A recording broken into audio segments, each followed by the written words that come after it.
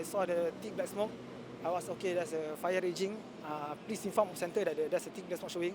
But when I heard the explosion, that's where I know that this thing is totally different from other calls. Honestly, I'm scared because we are only 4-man crew, and furthermore, they are my NSF. Like I said, the first thing I know is safety, so I just ensure that I'm at a safe distance.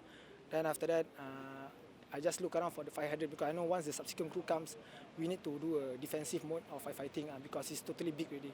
Okay, so when we were on the way to the scene, we could already see a large column of smoke. When we got closer to the scene, of course, we saw several explosions, brightly orange-colored explosions, and there were loud sounds, almost like thunder. So when we got closer, we saw projectiles flying. I think we saw the cylinders that were exploding on the scene itself. They were flying towards our vicinity, so we had to come up cautiously to the area.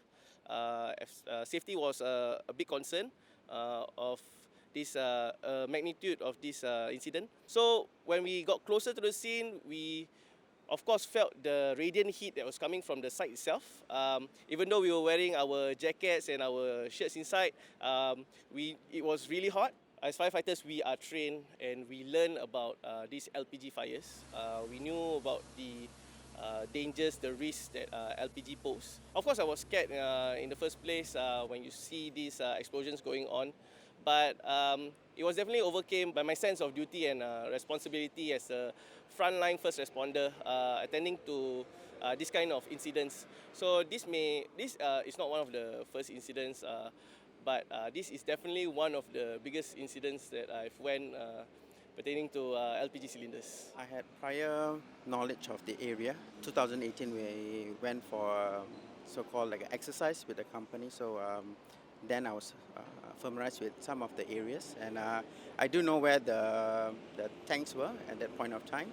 So that was one of the areas that I took in charge of the prevention of spread towards the 2 tanks behind. So that was my main concern, to go in, switch off the supply, the gas supply all the way, and ensure that doing so maintain safety for my guys as myself as well. The sense of camaraderie, the sense of achievement, making sure that everybody was safe. We went in together, we came out together.